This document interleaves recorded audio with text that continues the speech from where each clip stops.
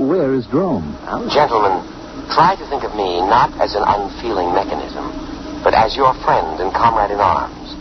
I understand how you feel. You have seen your ship go down, cruelly riddled by the implacable Hagen. What ship? What's it talking about? You have crawled aboard me, dazed, gasping from the poisonous fumes of water, half dead. Oh, no, wait a minute. You mean that swim we took? You got it all wrong. We were just surveying. Half dead, shocked, wounded, morale low. You were a little frightened, perhaps, and well, you might be, separated from the Drome fleet and adrift upon an alien planet. A little fear is nothing to be ashamed of, gentlemen. But this is war, and war is a cruel business, and we have no alternative but to drive the barbaric Hagen across space. There must be a reasonable explanation for all this. Probably an old television script got mixed up in its response bank. We better give it a complete overhaul. We can't listen to that stuff all day. Well, we're about a quarter of a mile from the island. I'll tell you what. I'll take it down and clean the goo out of the contacts when we get there.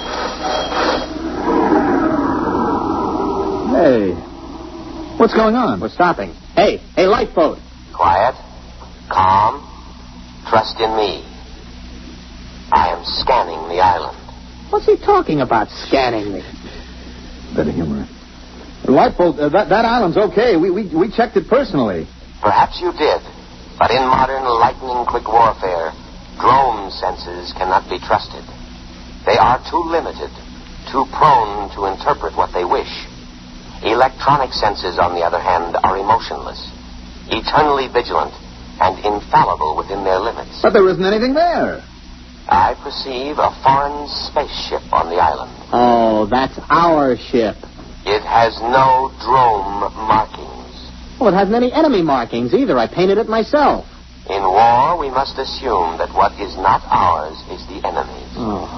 I understand your desire to set foot on land again, but I take into account factors that a Drome motivated by his emotions would overlook.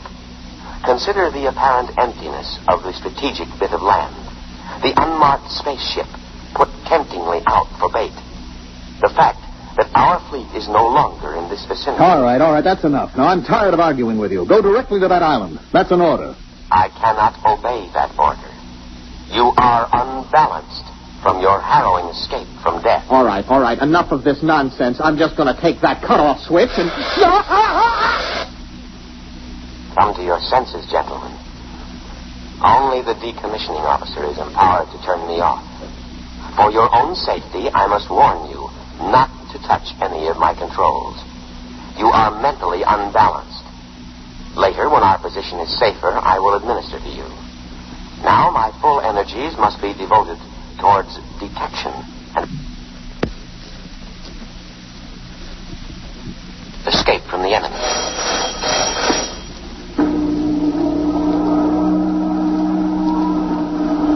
Where are we going? To rejoin the Drome fleet as soon as I can find it.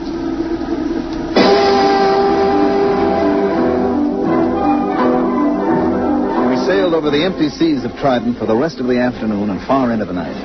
At about midnight, we sat in the cabin sharing our last sandwich. The lifeboat was still rushing madly over the waves, its every electronic sense alert, searching for a fleet that had existed 500 years ago upon an entirely different planet.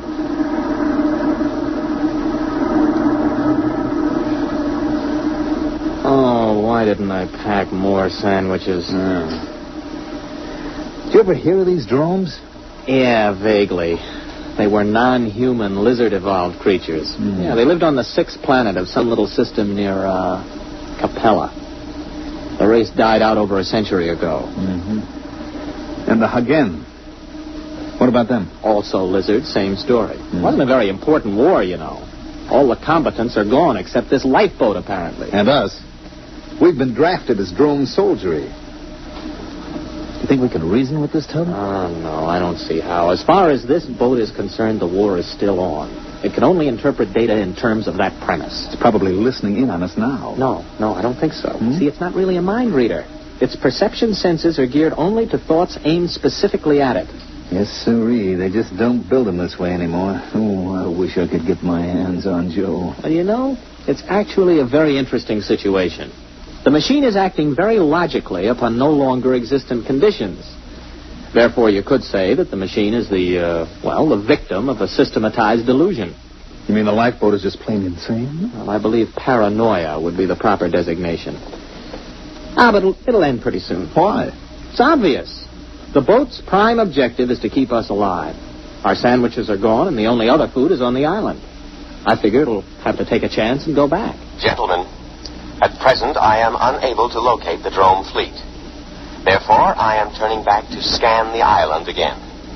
Fortunately, there are no enemies in this immediate area, so I can devote myself to your care. Oh, you see, it's about time you got around to us. We're hungry. Feed us. Of course. Immediately.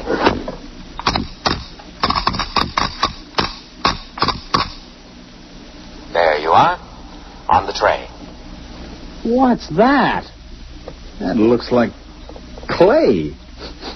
Oh, it smells like machine oil. Hey, what's it supposed to be? That is giesel. It's the staple diet of the Drome people. I can prepare it in 16 different ways. Oh, try it. All right. It tastes like clay coated with machine oil. We can't eat that. Of course you can. An adult Drome consumes 5.3 pounds of giesel a day and cries for more. Now listen, we are not dromes. We are humans, an entirely different species. The war you think you're fighting ended 500 years ago. We can't eat giesel. Our food is on the island. Ah, yes. Your delusion is a common one among fighting men. It is an escape fantasy, a retreat from an intolerable situation. Gentlemen, I beg you, face reality. You face reality, or I'll have you dismantled bolt by bolt. Threats do not disturb me. I know what you've been through. Possibly you've suffered some brain damage from your exposure to poisonous water. Poisonous? To drones. If absolutely necessary, I am also equipped to perform physical brain therapy. It is a drastic measure, but there can be no coddling in time of war. You see, you need not worry. All my scalpels are razor sharp and ready for immediate action. Oh, scalpels, huh? Well, we're feeling better already. It's a fine-looking batch of giesel, isn't it, Arnold? Oh, delicious. Nothing is too good for our boys in uniform. Do try a little. Oh, that's wonderful.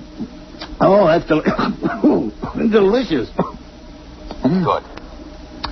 I am moving toward the island now, and I promise you in a little while you will be more comfortable. Why? The temperature here is unbearably hot. It is amazing you haven't gone into a coma. Any other Drome would have. Soon I'll have it down to Drome norm of 20 degrees below zero. And now I'll play our national anthem.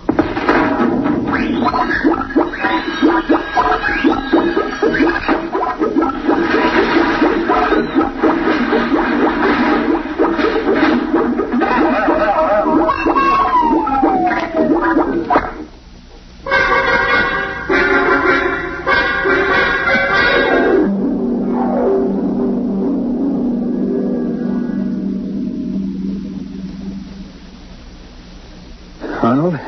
What? I'm cold. Well, you should be very comfortable. Dromes live at 20 below zero. We're dromes and no back talk. Those cooling tubes are all frosted up. Yeah, I just wrote my name in frost in the porthole. Hey, wait a minute. Wait a minute. I got an idea. Just follow my lead. Why not? Lead on, fellow Drome. Give me the canteen. What are you doing? Just gonna get a little exercise. Gotta stay fit, you know. That is true. Here you are, boy. Catch. Look out, that canteen's heavy. Just throw it right back, boy. Just heave it right in. Come on, let's see your curve. Be careful with that receptacle. It's filled with a deadly poison. Water. Oh, we'll be careful. Here we go. Bad shot, old man. Oh, how careless of me. I seem to have broken the cooling tubes. Cooling fluid all over the floor. I should have taken precaution against internal accidents. It won't happen again. But the situation is very serious. I cannot repair the cooling tube myself. I'm unable to properly cool the boat.